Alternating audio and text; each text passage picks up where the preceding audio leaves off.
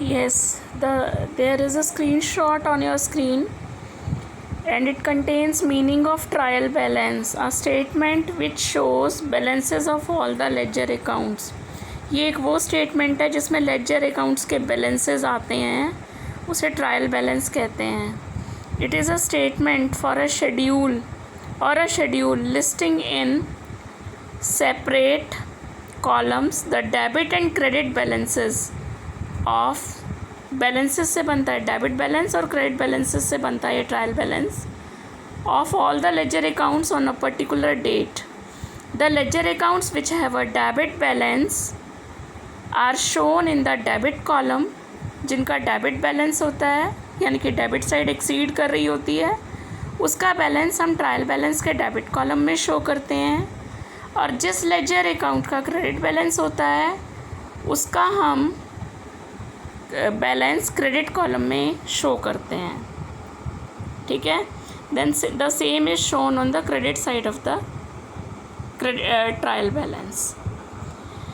Next are the objectives of preparing a trial balance. The first objective is to check the arithmetical accuracy. With the help of trial balance, we can identify the arithmetical errors committed by the accountant in the preparation of ledger posting or in the preparation of ledger accounts. These errors can be rectified later on at a later stage. The second objective of preparing the trial balance is to prepare the final accounts of the enterprise. जो final accounts बनते हैं, trading account, profit and loss account and the balance sheet, ये तीनों final accounts जो हैं वो trial balance की help से ही बनते हैं. तो उसके लिए trial balance is the main basis, है ना, जिसकी हेल्प से हम फाइनल अकाउंट्स तैयार करते हैं. The third objective of preparing trial balance is to do the comparative study of each account. Trial balance help करता है in comparing the present balance of an account with the previous period account. हम 2 years को एक simultaneous रख लें यदि, तो एक कंपैरेटिव स्टडी भी हो सकती है. Through this, we can estimate whether closing balance of accounts will increase or decrease within the 2 accounting periods. 2 accounting periods का रिजल्ट क्या इंक्रीज़ है किसी पर्टिकुलर बैलेंस में या डिक्रीज़ है.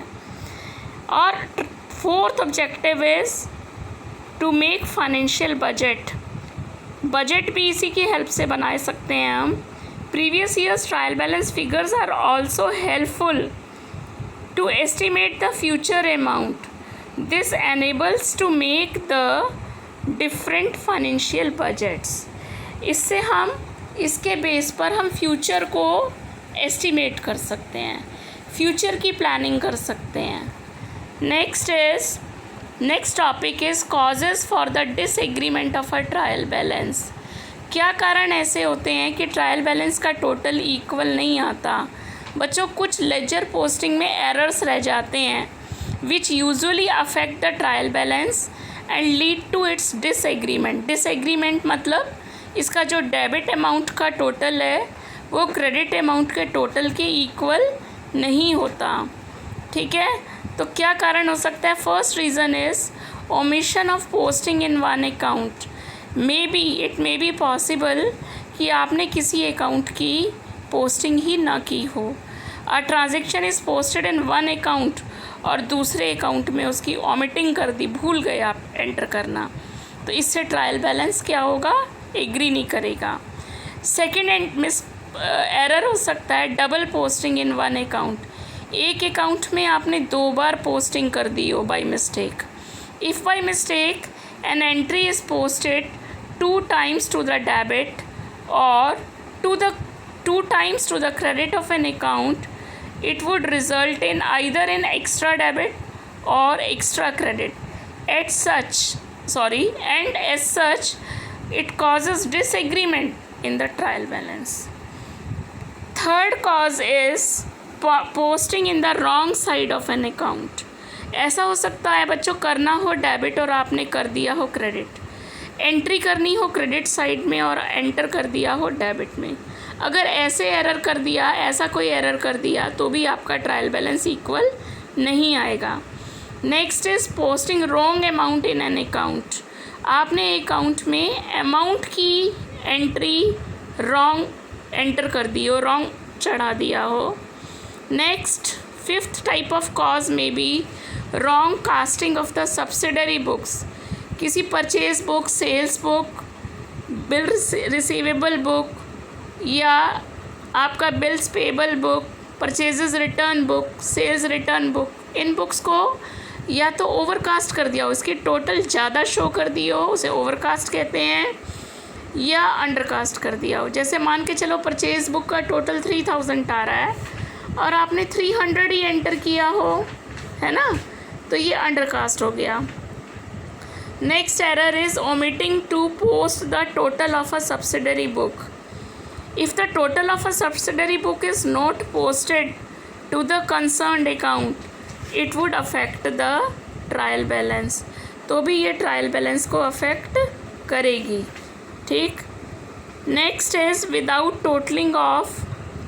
टोटलिंग और balancing of an account. When an account is wrongly totalled, आपने totalling गलत कर दी और बैलेंसिंग गलत कर दी। आप बैलेंसिंग जब लेजर में ही गलत कर रहे हो तो ट्रायल बैलेंस में भी गलत चढ़ाओगे, उससे आपका ट्रायल बैलेंस इक्वल नहीं आएगा। Next is eighth type of cause is omission of an account from trial balance. आपने ट्रायल बैलेंस में कोई अकाउंट एंटर ना किया हो। When an account balance is completely forgotten to be written in the trial balance, it will not tally. Many a times cash book balances are often omitted from trial balance. भूल गए हम trial balance के में किसी account की balancing हमने की ना हो। Next is causes for the disagreement of a trial balance, ठीक। Writing the balance of an account in the wrong column of the trial balance. अगर हमने एक अकाउंट की बैलेंसिंग तो सही कर रखी थी लेकिन एंटर करना था उसको ट्रायल बैलेंस के डेबिट साइड में और एंट्री कर दी हो हमने उसकी गलती से क्रेडिट कॉलम में, तो भी वो टोटल टैली नहीं होगा। Next is wrong totalling of the trial balance. Trial balance की टोटल ही हमने गलत कर दिया हो। अब ऐसे कौन से एरर्स हैं, next topic, which disclosed by trial balance. मैंने अभी आपसे बताया था अगर आपका ट्रायल बैलेंस के दोनों साइड्स इक्वल आ जाते हैं तो आप ये मान लेते हो कि आपका ट्रायल बैलेंस आपकी लेजर पोस्टिंग करेक्ट है। लेकिन students there are some errors which are not disclosed even by preparing the trial balance. वो कौन से एरर्स हो सकते हैं? एरर्स ऑफ कंप्लीट ओमिशन, बिल्कुल भूल गए आप ट्रांजैक्शन, गुड्स खरीदे या कोई कस्टमर रिटर्न कर गया, आपने उससे गुड्स लिए स्टॉक में तो डाल दिए लेकिन आपने उसकी एंट्री ही नहीं की, तो complete omission. Error of commission, second error. These types of error happen due to negligence of accountants and cannot be located easily. For example, a sale of rupees 10,000 is entered as rupees 100 only. This balance, इससे क्या होगा, cell तो थी 10,000 की, हमने 100 रुपये enter कर दिए, डेबिट में भी 100 रुपये एंटर कर दिए, क्रेडिट में भी। तो ऐसे एरर्स को हम लोकेट नहीं कर सकते, ठीक है। तीसरा है कंपनसेटिंग एरर, जब एक एरर दूसरे एरर को न्यूट्रल कर देता है। मान लिया आपने परचेजेस अकाउंट में 500 रुपीज़ लेस रिकॉर्ड किए, उधर सेल्स अकाउंट में भी 500 रुपीज़, परचेजेस अकाउंट में 500 रुपीज़ लेस रिकॉर्ड किए और आपने क्रेडिट साइड में भी, सेल्स अकाउंट के क्रेडिट साइड में भी 500 रुपीज़ लेस रिकॉर्ड किए।